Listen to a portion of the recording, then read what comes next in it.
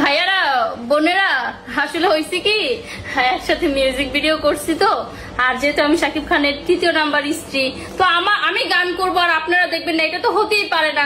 তো আমি একটা গান করে ফেলেছি, বোকা পেয়ে ধোকা দিলা। আমি বলেছিলাম না একটা সময় নায়িকা হয়ে যাব, এই যে ডিরেক্টর দেখতে পাচ্ছেন সে কিন্তু আমাকে নায়িকা বানাই দিচ্ছে।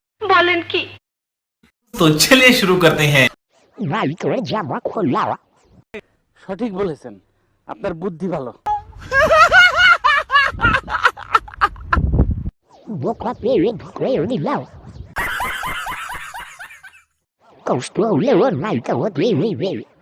शाबाश बेटा, बहुत बढ़िया।